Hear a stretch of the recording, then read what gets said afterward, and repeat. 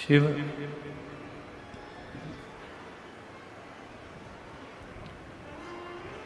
जिनको हमने मंदिर में, देवालय में, शिवालय में ढूंढने का प्रयास किया है, उन भगवान देवाधिदेव महादेव को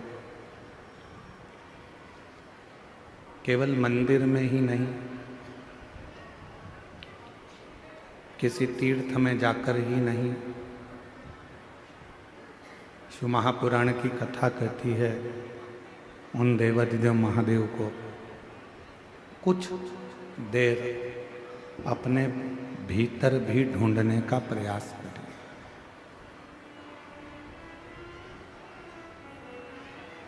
क्यों हम परमात्मा को मंदिर में तो ढूंढते हैं, हम परमात्मा को तीर्थ में भी ढूंढते हैं, हम परमात्मा को सत्संग में भी ढूंढते हैं। जहाँ जहाँ हमारा मन पड़ जाता है हम भगवान को वहाँ ढूंढने का प्रयास करते हैं। पर शिव महापुराण की कथा कहती है कि परमात्मा को थोड़ा अपने भीतर भी ढूंढने का प्रयास करें।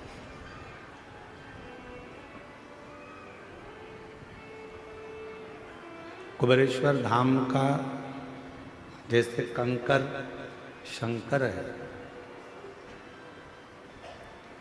कुबेरेश्वर धाम की पवित्र भूमि का एक एक कंकर शंकर माना जाता है। वहाँ के कंकर को आप उठा कर लाते हो, घर में पूजन करते हो, एक ना एक दिन उस कंकर में आपको शंकर का प्रतिबिंब जरूर दिखता है, शिव का दर्शन जरूर होता है।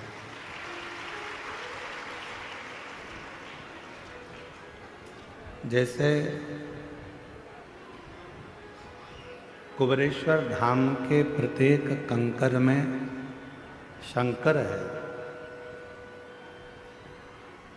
कुबेरेश्वर धाम के प्रत्येक कंकर में जैसे शंकर है, वैसे ही संसार में जन्म लेने वाला प्रत्येक मानव, जलचर, थलचर, वायुचर, जीव, जंतु, पशु, पक्षी, मनुष्य, इन सब में परमात्मा समाया हुआ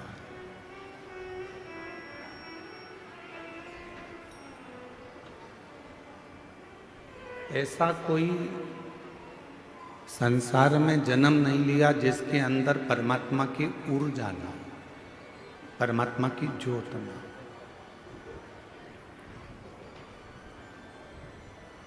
आप में से कितने लोग हैं जिनने कभी 12 ज्योतिर्लिंग में से किसी ज्योतिर्लिंग में जाकर भगवान का दर्शन किया? हाथ उठाओ जरा। किसी भी एक ज्योतिर्लिंग में करे हैं सबने? रखो हाथ नीचे। नमन, आपको प्रणाम। आप में से कई लोगों ने किसी न किसी ज्योतिर्लिंग में जाकर भगवान का दर्शन जरूर किया।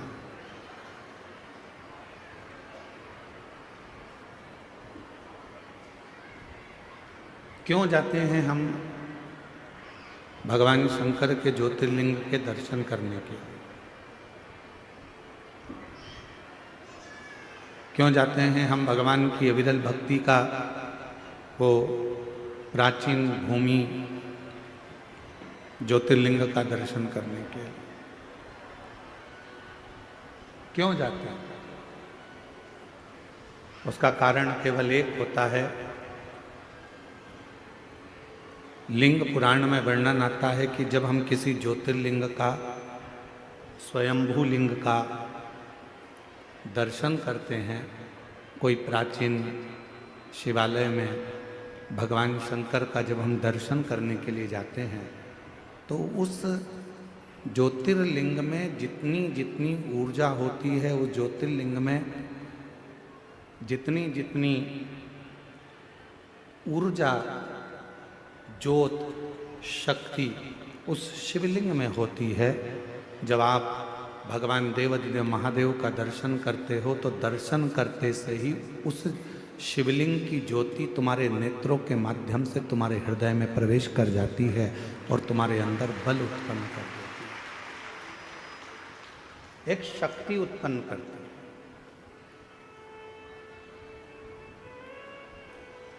ज्योतिर्लिंग का दर्शन हमें शक्ति देता है, ज्योतिर्लिंग का दर्शन हमको बल देता है, ज्योतिर्लिंग का दर्शन हमें ऊर्जा देता है, ज्योतिर्लिंग का दर्शन हमको एक मार्ग निश्चित कर देता है, ज्योतिर्लिंग का दर्शन हमको भगवान शंकर की शरणागति प्रदान करने का बल प्रदान कर देता है। किसी भी ज्योतिर्लिंग का आप दर्शन करें तो वहां बल मिलता है।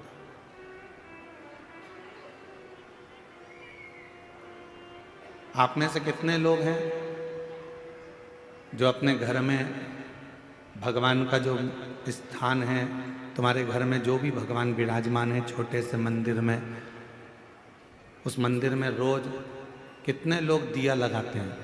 हाथ उठाओ जरा। सब लगाते हो दीपक? रखो।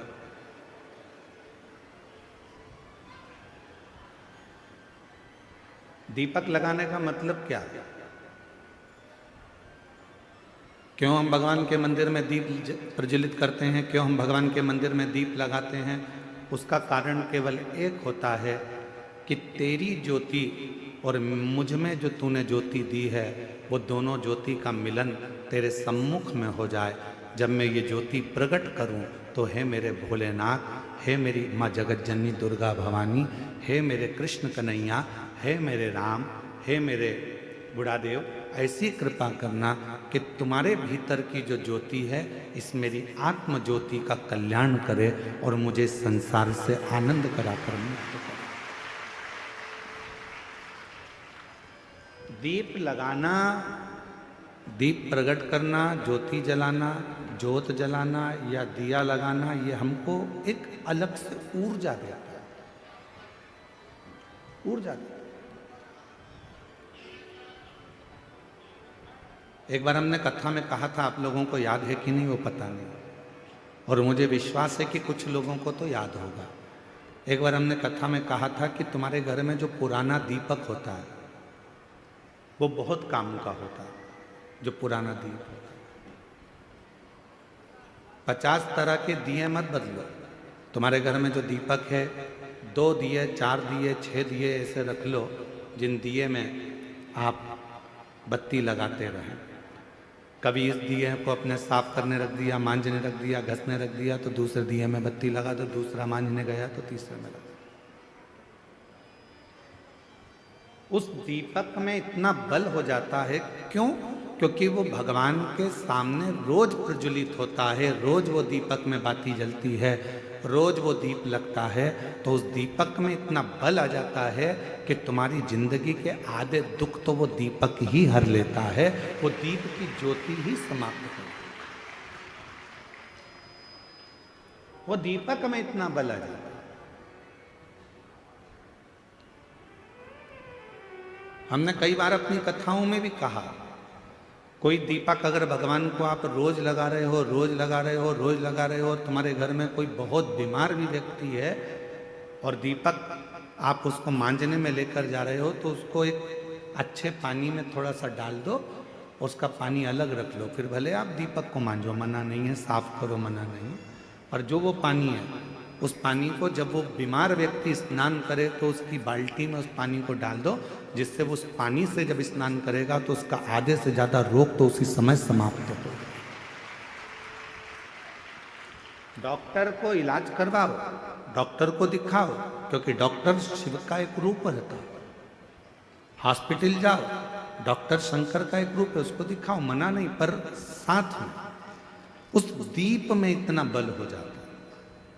यहाँ तक हमारा सनातन धर्म कहता है कि जिस आसन पर बैठकर आप और हम लोग भजन करते हैं अपने घर के अंदर, आपने देखा होगा एक आसन लगाती हैं माताएं, जप करती है, पाठ करती है, आराधना करती है, साधना करती है, उस आसन में भी उतना बल आ जाता है, उस आसन में भी उतनी शक्ति आ जाती है। हम जिस माला से जप करते हैं, आप जिस माला से जप करती है, उस माला में भी शक्ति आ जाती है। में जो आप एक कंठी माला पहनकर रखते हो रुद्राक्ष की अपने गले के अंदर, हमेशा जैसे हम लोग भी अपने गले के अंदर एक हमेशा एक कंठी अंदर धारण कर कर रखते हैं, हमेशा रात दिन सुबह शाम हर पल वो रुद्राक्ष हमारे साथ में रहता है। कई लोगों के मन में एक भाव उत्पन्न हो जाता है, हम गुरुजी हम हॉस्पिटल जा रहे हैं तो क्या रुद्राक्ष उतार कर जाएं? किसी के यहाँ पर बच्चा हो गया है तो हम क्या रुद्राक्ष उतार कर जाएं? मान लो हम स्त्री हैं, रजस्वला धर्म से हो गई, रजो धर्म से हो गई, तो क्या हम रुद्राक्ष उतार कर रख दें?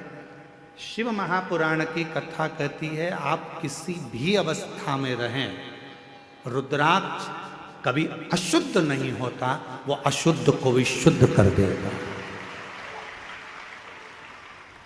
क्या स्त्री रुद्राक्ष पहन सकती है? जरूर। क्या कोई लड़की रुद्राक्ष पहन सकती है? जरूर। क्या कोई बच्चा रुद्राक्ष पहन सकता है? जरूर। क्या कोई बूढ़ा बुजुर्ग रुद्राक्ष? सब पहन, सब धारण कर।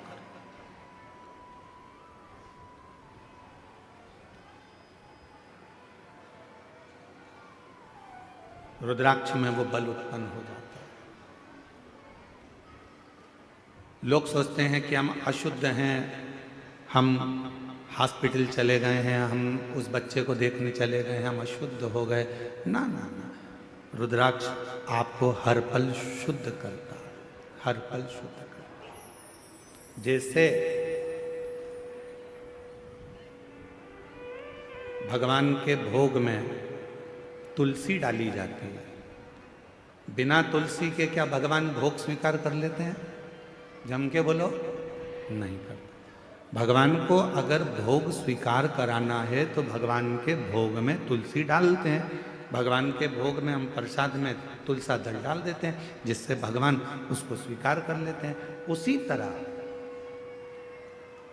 भगवान भी, जिसके गले में रुद्राक्ष है और जिसके गले में तुलसी की माला है, भगवान भी देख लेता है कि मुझे इसको स्वीकार करना है, ये मेरा अपना है, इसको मुझे स्वीकार करना है, ये मेरा अपना है।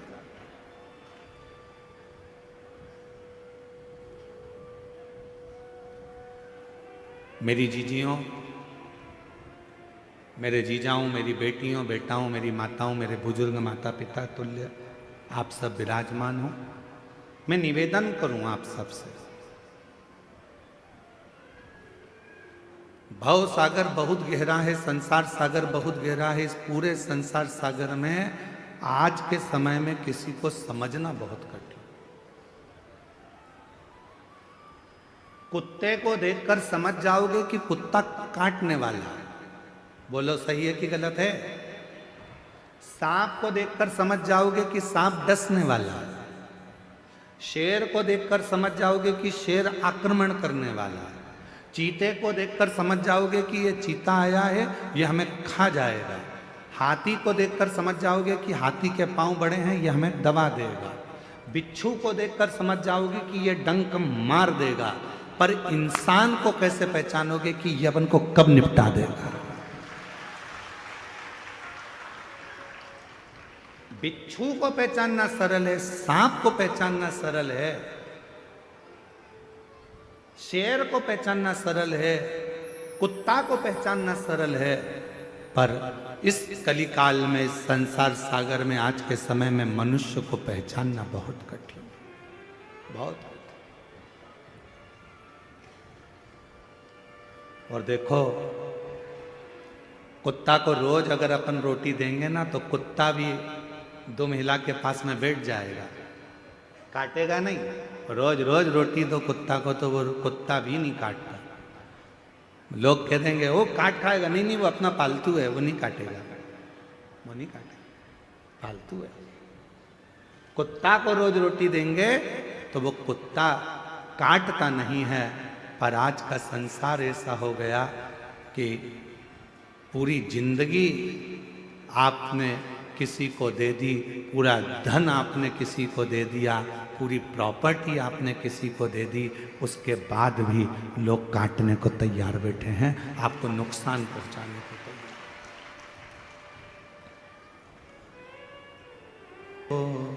कोई नहीं रे, कोई नहीं रे, हीरा को परखयो राम, कोई नहीं रे। इस संसार सागर में परखने वाला नहीं मिल सकता महाराज, बड़ा ध्यान देना पड़ेगा। आप कुत्ते को पहचान सकते हो कि यह काटने वाला है, बिच्छू को पहचान लोगे काटने वाला है, सांप को पहचान लोगे काटने वाला है, पर मनुष्य को नहीं पहचान सकते, मानव को नहीं। कब, कहाँ, कैसे, किस जगह पर नुकसान देगा ये आपको मालूम नहीं पड़ेगा।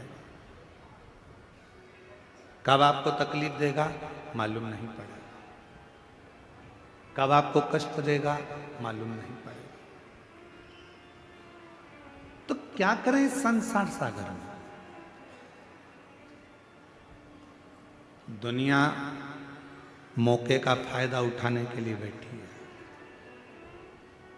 मेरी जीजियों, आप सब मोबाइल चलाते हो, जितने बैठे हो ना सब मोबाइल चलाते हो। किसी की तारीफ हो रही होगी ना सोशल मीडिया पर, तो कोई उस पर कमेंट्स नहीं करेगा, कोई उस रील को आगे नहीं बढ़ाएगा। पर उसी सोशल मीडिया पर अगर किसी की एक बार किसी प्रसिद्ध व्यक्ति की बुराई चालू हो जाए तो फिर तो रील ऐसी वायरल होती है कि पूरी दुनिया में फैल जाती है। मतलब इस रील से आपको सीखना पड़ेगा कि दुनिया आपकी तारीफ सुनने के लिए नहीं बैठी है, दुनिया आपकी बुराई सुनने के लिए तत्पर बैठी है कि कुछ करे। और हम कोई नहीं चाहता कि आप अच्छा काम करो, कोई नहीं चाहता कि आप किसी भी तरह से कोई श्रेष्ठ कर्म करें।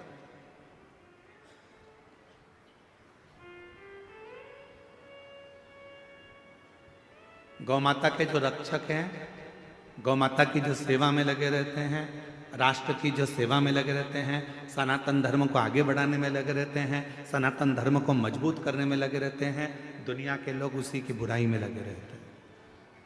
जितेंद्र जी, दुनिया की रीति है, आप तो इस क्षेत्र में रहते हैं तो आपको ज़्यादा मालूम होगा कि जो सनातन को आगे बढ़ा रहा है, जो धर्मांतरण को रोक रहा है या किसी भी तरह से वो गौ माता की सेवा कर रहा है, तो दुनिया के लोग उसी के पीछे पकड़कर उसी की टांग खींचकर उसी को नीचे गिराने में लगे रहते हैं। ये रीत है। आप देखना जितेंद्र जी, हम तो कथा करके चले जाते हैं पर लोगों के स्मरण में वो चीज़ रहती है, बैठे वो स्मरण में। कोई अच्छी रील तुम्हारे सामने आएगी मोबाइल पर, किसी की तारीफ आ गई, उसने इतना अच्छा काम किया, कोई उस रील को आगे नहीं बढ़ाएगा। पर किसी बहुत प्रसिद्ध व्यक्ति की अगर कोई ने एक बार निंदा लिख दी, बुराई लिख दी, तो लोगों ने उस रील को वायरल करना प्रारंभ कर दिया। काकी जी देखो उनके बारे में क्या बोल रहे हैं, चाचा जी देखो वो महाराज के बारे में क्या बोला गया, काका जी देखो उनके बारे में क्या बोला गया। वो रील ऐसे वायरल होती है, ऐसे वायरल होती है। क्यों? क्योंकि दुनिया बैठी केवल तुम्हारी बुराई सुनने के लिए है, दुनिया बैठी केवल तुम में बुरा देखने के लिए है। पर शिव पुराण की कथा कहती है कि दुनिया के लोग कुछ भी कहें, शंकर भगवान को लोग शब्दों पर शब्द कहते रहे थे। ध्यान देना, भगवान देवताओं ने भी शिव जी को नहीं छोड़ा, खुद के ससुर ने भी शंकर भगवान को नहीं छोड़ा, दक्ष प्रजापति ने भी शंकर भगवान को अपशब्द पर अपशब्द कहे। साड़ू भाई था कामदेव, उसने भी नहीं छोड़ा। सती की बहन थी रति कामदेव की पत्नी, उनने भी कहने में नहीं छोड़ा। जितने भी रिश्तेदार थे, जितने भी कुटुंबी थे, जितने भी लोग थे, सबने शंकर भगवान को अपशब्द किया। उसके बाद भी शिवजी ने किसी का बुरा नहीं करा और देवताओं के हित के लिए विष पी गए और नीलकंठधारी बन गए। किसी के लिए मेरे भोले बाबा ने, किसी के लिए मेरे शंकर भगवान ने एक शब्द भी नहीं कहा, क्योंकि शिव जी को मालूम था कि बोलकर बुरा होने से अच्छा है कि जो विष है ये देवता पिएंगे, संसार के लोग इसको ले लेंगे और बर्बाद हो जाएंगे, इस विष को मैं पी लेता हूं और भगवान नीलकंठधारी हो गए। देवता केवल देवता रह गए और मेरे शंकर भगवान विष पीकर, देवता अमृत पीकर देवता रह गए, पर मेरे शंकर भगवान विष पीकर देवों के भी देव महादेव, देवों के भी देव महादेव।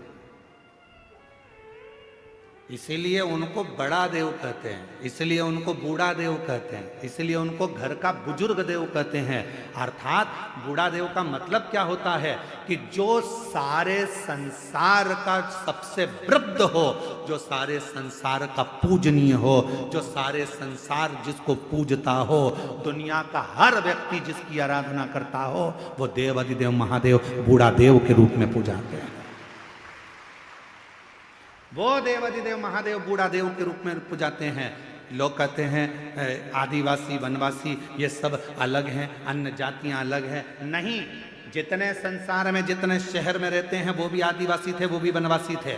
आप और हम भी पहले, हमारे पूर्वज, आपके पूर्वज कहाँ से आए जरा अंदाजा लगाओ। वो भी कहीं जंगल में रहते थे, वो भी कहीं वन में रहते थे, वो भी आदिवासी वनवासी थे। वो सारे एक ही देव को पूजते थे, देव अधिदेव महादेव, उसी की आराधना करते थे। अब लोगों ने भगवान को बांट लिया, ये इनके देवता हैं, वो उनके देवता हैं, पर नहीं, मेरा बूढ़ा देव, मेरा महादेव, मेरा शंकर भगवान सबका देवता है, उसको सब पूजा,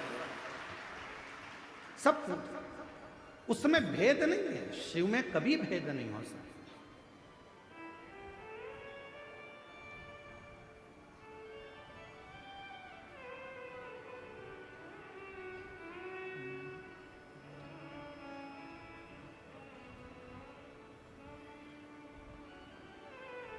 महाराज, आप जिस भाव में उसको भजेंगे वो भाव में मिल जाएगा।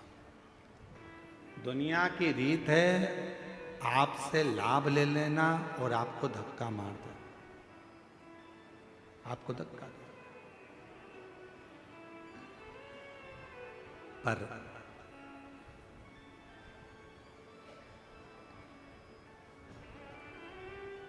उस शिव को जिसने पुकारा है,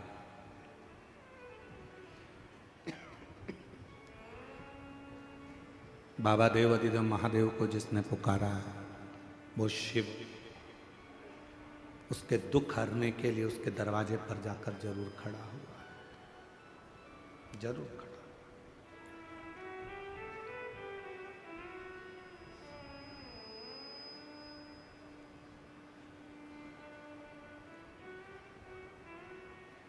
एक जगह पर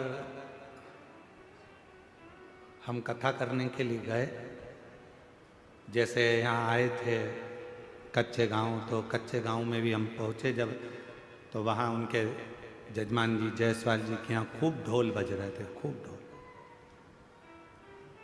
कच्चे गांव आने से पहले एक जगह पर मंदिर में कहीं पास का कोई गांव था, वहाँ रोक लिए थे, तो वहाँ पर मंदिर में, वहाँ पर भी दरवाजे पे बहुत ढोल बज रहे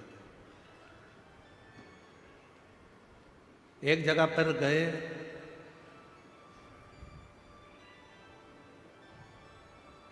वहाँ पर भी ढोल बज रहा था और एक बकरी का बच्चा उस ढोल को सुन रहा। अब भीड़ इतनी हो रही तो उसने, किसी ने बकरी के बच्चे को भगा दिया। फिर वो बकरी का बच्चा आ गया ढोल के पास, फिर वो ढोल सुनने लगा। फिर किसी ने बकरी के बच्चे को, अब इतनी भीड़ में बकरी के बच्चे को फिर हटा दिया, वो बकरी का बच्चा फिर आ गया।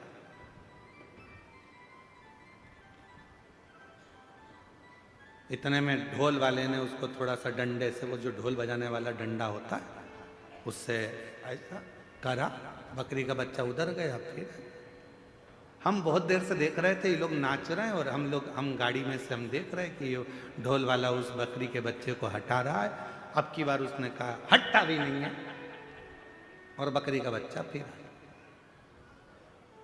हमने इशारा कर कर ढोल वाले को बुलाया, हमने कहा इधर आ। कहा गुरुजी क्या बात है?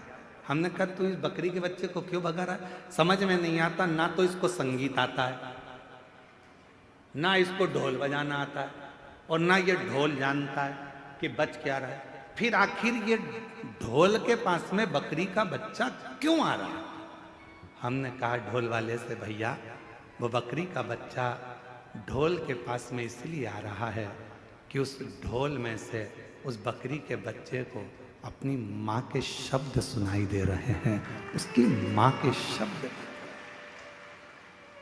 ना जाने किस बकरी के चमड़े से वो ढोल बना होगा, और जब वो पिट रहा होगा तो उस बकरी के बच्चे को अपनी माँ के शब्द याद आ रहे हैं, माँ के शब्द। इसलिए वो बकरी का बच्चा ढोल के पास में आ रहा है, ढोल के। तो फिर उसको तो कहीं इधर उधर हो जाना चाहिए, फिर वो ढोल के पास के वो बता रहा है तुमको कि ये जो ढोल बजा रहे हो ये संसार को नचाने के लिए नहीं है, ये जो ढोल बजा रहे हो ये ढोल तो उस परमात्मा को पाने के लिए है, उसका भजन करो, स्मरण करो, कीर्तन करो, उसकी भक्ति में रहो।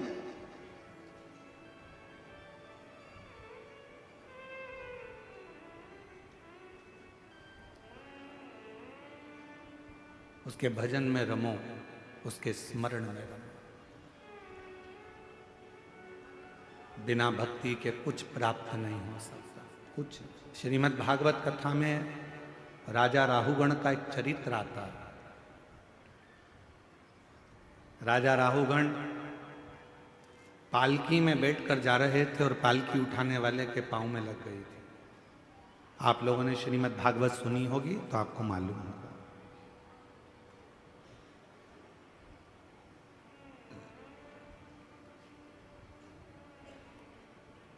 अब इस कच्चे गांव का तो हम नहीं कह सकते, क्योंकि यहाँ पर हमें बताया है कि इतनी बड़े बड़े आयोजन नहीं होते हैं। कच्चे गांव के इतिहास की यह पहली कथा है जिसमें इतनी लाखों की भीड़ एक साथ एकत्रित हुई है।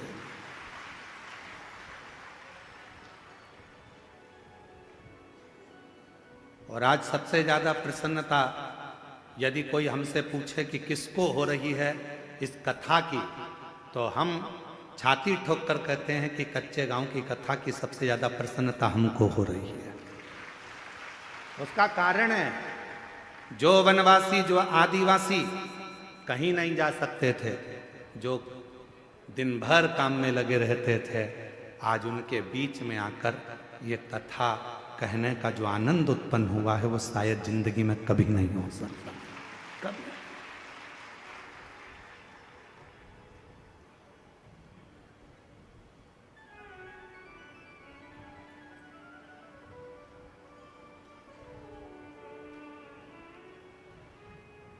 जरूरी नहीं है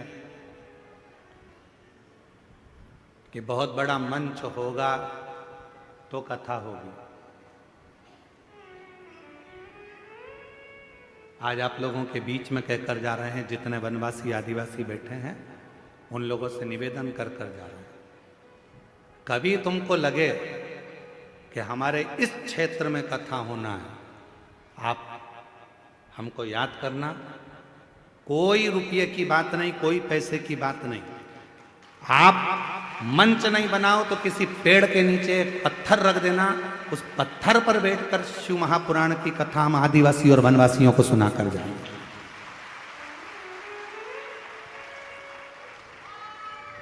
बस एक निवेदन है आपसे, जितने वनवासी आदिवासी क्षेत्र के लोग इस शिव महापुराण की कथा को सुन रहे हैं, उनसे एक निवेदन है, मंच भले अच्छा ना हो चलेगा, पर तुम्हारा मन अच्छा रखना तो शिव पुराण तुम्हारे गांव तक पहुंचे। मंच से नहीं, मन से शिव पुराण पहुंचती।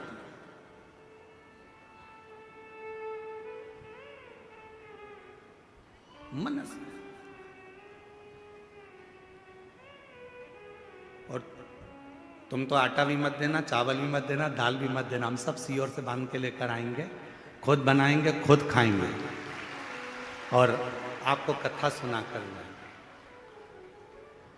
और अगर लगे भी ना आपको ऐसा कि गुरुजी हमारे पास कोई व्यवस्था नहीं है, आप तो बस आ जाओ और कथा सुना कर जाना, तो हम तो ये राधे साउंड वाले से भी कह देंगे कि तू भी वृंदावन से साउंड लेकर चल और कथा सुना कर।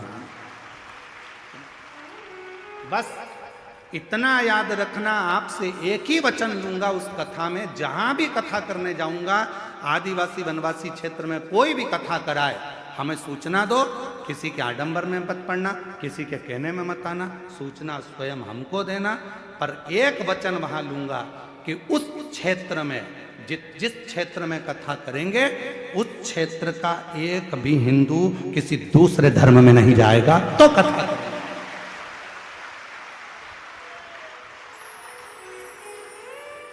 अब आपका निमंत्रण मुझे स्वीकार है, आप जब बुलाओगे सियोर वाला महाराज तैयार है, और जब बुलाओगे तहां आएगा कथा करने के लिए। और तुमको लगता है कि ये टेंट का खर्चा बहुत लगता है, गुरुजी कहां से इतना पैसा लाएंगे, तो अपन शाम की कथा कर देंगे, टेंट की जरूरत नहीं पड़ेगी, खुले में बैठ जाओ, खुले में बैठो, खूब सुनो कथा और दिल से। और कई बाबा के भक्त ऐसे हैं कि जो आएंगे सुनने वाले, उनकी व्यवस्था वो भोजन की तो कर ही देंगे, तुम टेंशन मेंशन मत लेना। तुम तो बस जो तुम्हारा गांव वाले सब तैयार हो जाएं कि अपने गांव में से कोई भी नहीं बदलेगा रे, तो चलो सब सियोर वाला महाराज के पास, सील ठप्पे के साथ सिग्नेचर करके दे दो कि हमारा जितना गांव है, हम 68 गांव का लोग है, 2000 गांव का लोग है, 2000 हमारे घर हैं, एक भी किसी दूसरे धर्म में नहीं जाएगा। जब हम लिख के दे रहे हैं, आओ कथा करने, और हम कथा करने पहुंच जाए, पहुंचो, शिव को भजो, शंकर। ये दुनिया केवल तुम्हारा फायदा लेना चाहती है, केवल तुम्हारा फायदा। तुमसे जितना लाभ लेना होगा उतना लेंगे, बाद में तुम्हें धक्का मार देंगे। ये दुनिया की रीति है, समझ जाओ, समझदार हो जाओ सब। ये मत सोचो कि अब ये संसार के लोग मीठा मीठा बोल के अपना, ना ना ना, संसार में बड़ी विचित्र बात है, लोग कुछ का कुछ बताते हैं और कुछ का कुछ करते हैं। इसलिए याद रखना, अच्छा मंच नहीं होगा चलेगा, अच्छा पंडाल नहीं होगा चलेगा, अच्छी मंच नहीं होगा चलेगा, पर अच्छा मन रखना। शिव महापुराण की कथा तुम्हारे गांव तक जरूर पहुंचे, शिव कथा जरूर। अभी ये कथा कल विराम हो जाएगी, सवेरे 8 बजे से 11 बजे तक यहाँ हो जाएगी, टीवी पर 1 बजे से 4 बजे तक आ जाएगी। 7 तारीख से कथा दंतेवाड़ा क्षेत्र में हो रही है। आज एक दंतेवाड़ा क्षेत्र से एक लेटर सियोर भेजा, हम प्रयास करेंगे उस पत्र की भी कॉपी आपको। उस पत्र में एक वनवासी महिला ने उस पत्र को लिखा और व्हाट्सएप पे डाला सीहोर के ऑफिस में कि हमारे दंतेवाड़ा क्षेत्र में पहली बार कोई महाराज इतनी विशाल कथा करने के लिए आ रहा है। पूरा क्षेत्र उत्साहित, पूरा क्षेत्र उत्साहित। वो उत्साह में हम एक भाई का नाम आया तो पीएसओ के पास है,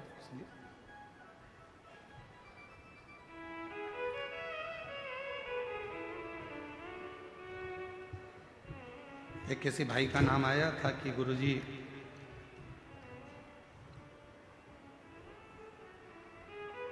श्री देवेन टेकाम जी भानु प्रतापपुर से हैं, वो हमेशा सनातन को जोड़ने का और धर्मांतरण को रोकने का प्रयास करते रहते हैं। उनके लिए एक बार जोरदार ताली बजाकर साथ होगा। कोई अच्छा करे आप उसका साथ दो, उसके साथ खड़े हो। कोई गलत करे उसके विरोध में भी खड़े हो कि इसने गलत किया है। कल एक पत्र पढ़ा था आप लोगों के सामने, एक जीजी ने पत्र लिखा था, उसने कहा था मेरा गांव पूरा की पूरा पूजन पाठ बंद कर दिया। बोलो पढ़ा था कि नहीं पढ़ा था? हम कमरे में जाकर, कक्ष में जाकर हमने भगवान के चरणों को प्रणाम कर कर किया कि आज तूने मेरा मानव का देह सिद्ध कर दिया कि किसी गांव में से देवी देवता की पूजन बंद हो गई थी, आज शिव पुराण के माध्यम से कम उस गांव में फिर चालू हो गई। एक लोटा जल चढ़ना प्रारंभ हो गया, गांव का प्रत्येक व्यक्ति शिव के मंदिर जाना चालू कर दिया।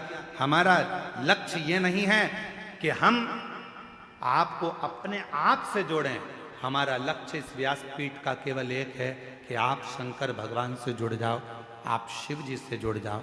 जितने वनवासी आदिवासी हम उनसे ये भी नहीं कहेंगे कि तुम कहीं इधर उधर जाओ, आप तो अपने बूढ़ा देव से जुड़ जाओ, आप अपने बूढ़ा महादेव से जुड़ जाओ, कहीं मत जाओ।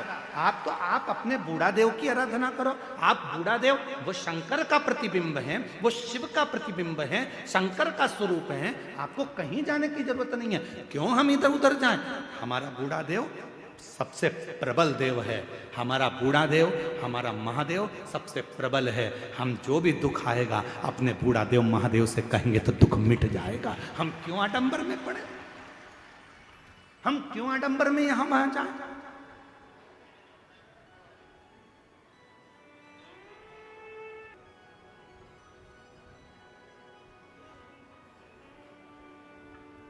शिव की कथा आपको आडंबर से दूर कर देती है। शंकर भगवान की कथा आपको दिखावे से, पाखंड से दूर कर देती है, दिखावे से दूर कर देती है। आपने पहले दिन की कथा में कौन कौन था? जरा हाथ उठाओ। पहले दिन की कथा में जो जो थे वो हाथ उठाओ। उठाया हाथ सबने? रखो। पहले दिन की कथा में एक बहन वहां से बहुत तेज चिल्लाई थी ना, चीखी थी ना। उसके बाद में कोई नहीं चिल्लाया ना। सबको मालूम है महाराज झेलता ही नहीं। सबको मालूम है कि शंकर की कथा है, जो भूतों का देव है, स्वयं देव अधिदेव महादेव कालों को हरने वाला है। उसकी कथा में कोई नहीं आ सकता। उसकी कथा में तो स्वयं शिव ही है। उसकी कथा में केवल शंकर आता है। शंकर की कथा को शंकर ही सुनते हैं। ये शिव महापुराण के महत्तम में लिखा है। चंचुला देवी ने तुमरुका जी से कहा कि मेरे पति की प्रेत योनि से मुक्ति के लिए कथा करवाना है। तो तुमरुका जी ने पूछा कि कथा का यजमान कौन है? तो चंचुला देवी बोली मैं। तो कह दिया संसार का मनुष्य इस कथा का यजमान नहीं बन सकता। शिव महापुराण की कथा का यजमान मनुष्य नहीं बन सकता। श्रीमद् भागवत होती तो राजा परीक्षित थे, रामचरितमानस होती तो काशी के नरेश थे, विष्णु पुराण होती तो अन्य राजा थे, पर शिव पुराण का यजमान कभी भी संसार का मनुष्य नहीं बन सकता।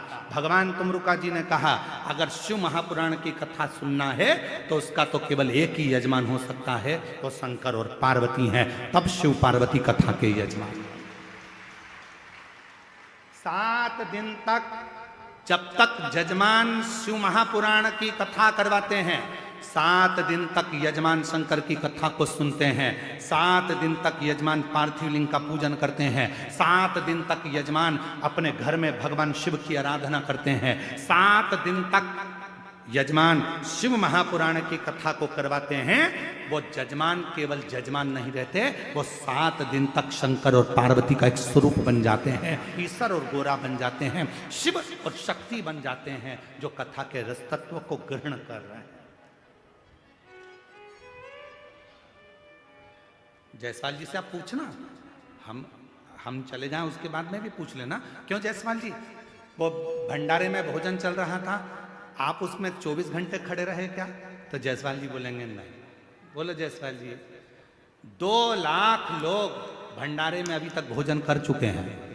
जायसवाल जी, आज सूचना मिली मेरे को, 2 लाख लोग भंडारे में भोजन कर चुके हैं आज तक। अब 2 लाख लोग भोजन करें तो क्या 24 घंटे जायसवाल जी वहां थे? इस पंडाल में क्या 24 घंटे जायसवाल जी थे? इस पंडाल में लोगों को संभालने के लिए 24 घंटे जायसवाल जी थे? नहीं, जायसवाल जी तो यजमान शंकर का स्वरूप बनकर, कथा के यजमान बनकर बैठ गए शिव कृपा से। अब संभालना किसको है? जिसकी कथा है, जो करवा रहा है और जो कथा सुन रहा है। कथा बाँचने वाला भी शिव, कथा सुनने वाला भी शिव और कथा करवाने वाला भी शिव, तो वो कथा संभालता है। आप और हम तो केवल निमित्त है, केवल निमित्त, इसमें कोई दूसरा नहीं है। और मेरा आपकी कृपा से सब करते हो भोले बाबा, मेरा नाम हो रहा है। भोले आपकी कृपा से सब कौन कर आ रहा है।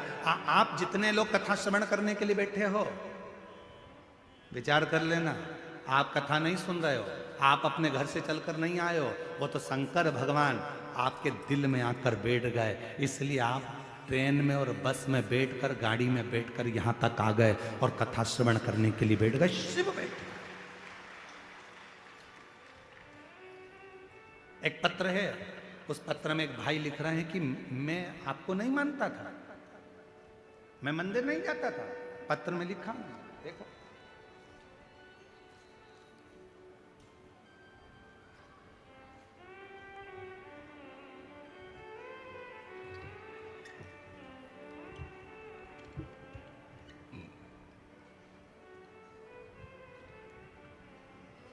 मेरा नाम माहेश्वरी अग्रवाणी, ग्राम बस्तर, जिला बस्तर से आया।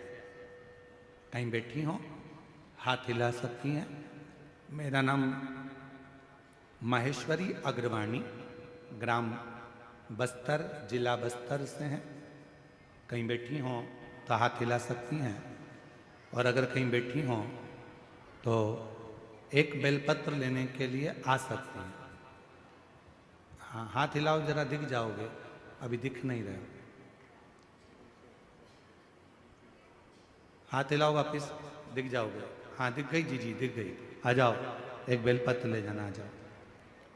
रोते नहीं, खुश खुश आओ, कराओ, आंसू खुश कराओ। गुरुजी बस्तर से 2000 में मेरे पति चले गए थे, मैं विधवा हूं।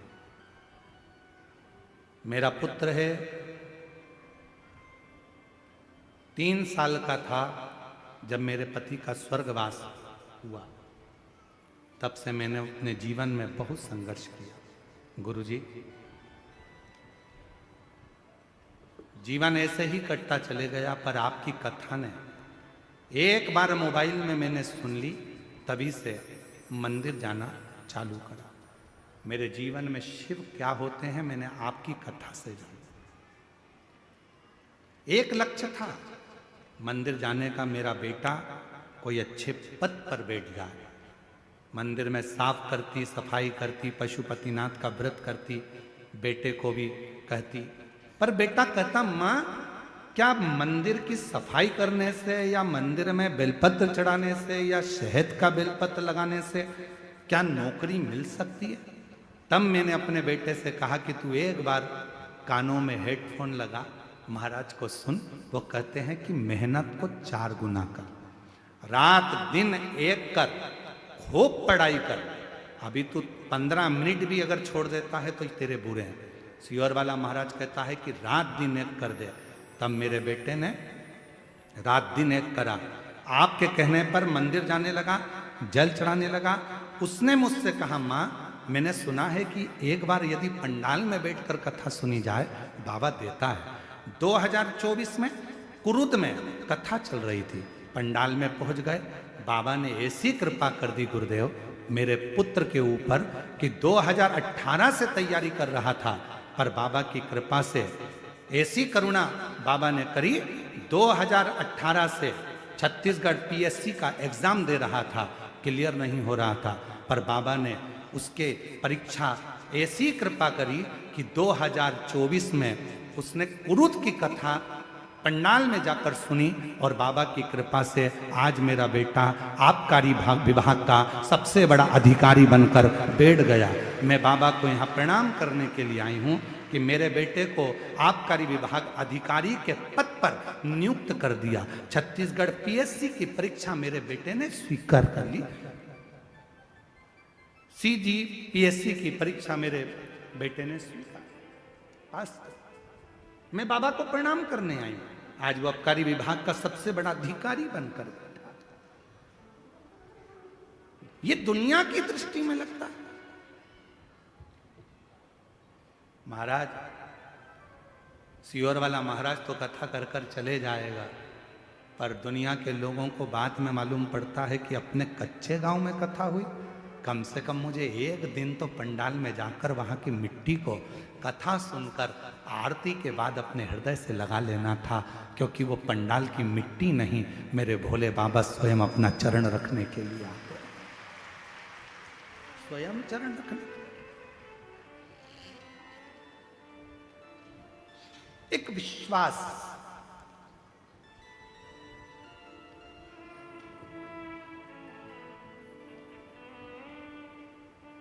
उसने एक लाइन लिखी है, मानना गुरुदेव, ना जाने कितने लोगों का विश्वास हो आप, मैं जी आपसे कहूंगा मैं विश्वास नहीं हूं, ना जाने कितने लोगों का विश्वास है शिव महापुराण की कथा, भरोसा है शिव। सियोर वाला महाराज नहीं, शिव ओ गढ़दानी, मेरा शंभू, मेरा त्रिकालदर्शी, मेरा कैलाशी, जिसको आप एक लोटा जल समर्पित करते हो, एक लोटा जल। और जब विश्वास के साथ में बाबा को जब आप एक लोटा जल चढ़ाते हो तो वो सुख अपने आप प्राप्त हो।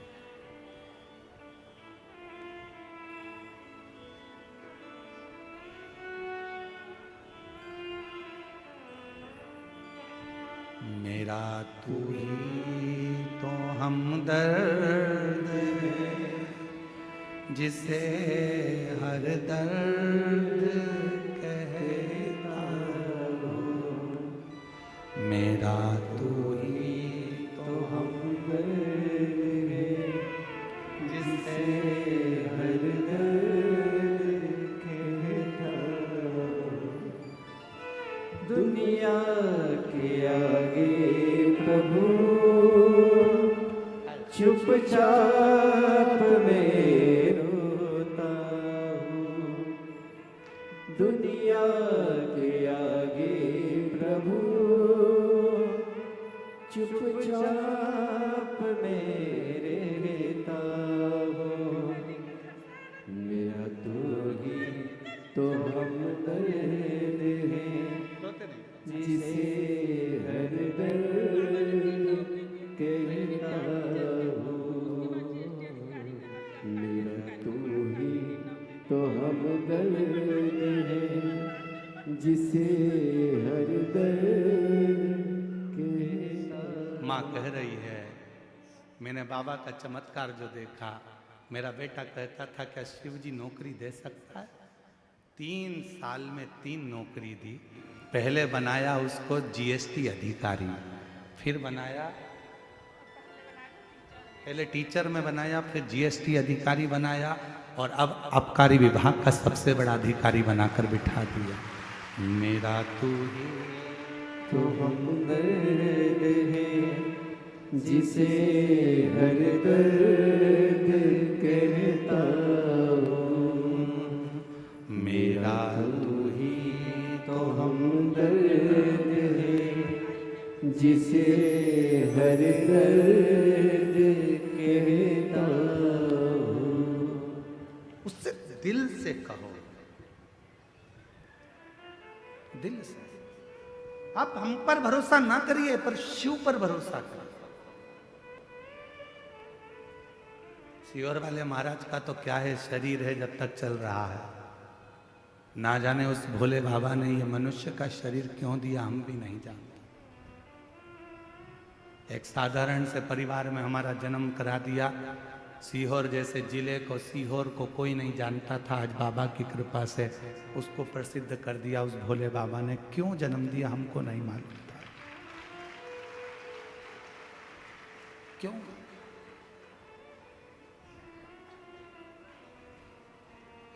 खूब लोग अपशब्द कहते हैं, ताने देते हैं, गाली देते हैं, पर हम बाबा से प्रार्थना करते हैं, हम जवाब ना दें पर तू जवाब जरूर देना, तेरे जवाब का इंतजार रहता है, तेरे जवाब।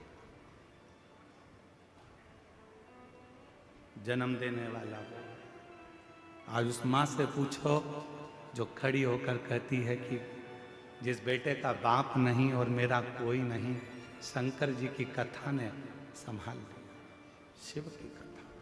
कितनों का विश्वास, मेरा तू ही तो हमदर्द है, जिसे हर दर्द कहता हूँ। मेरा तू ही तो हमदर्द है, जिसे हर दर्द कहता हूँ। आया नजर ना कोई भी अपना, जब मुझको दरकार थी, जब मुझको दरकार थी, तब मेरे पथ का जीवन के रथ का तू ही बना सारथी, तू ही बना सारथी।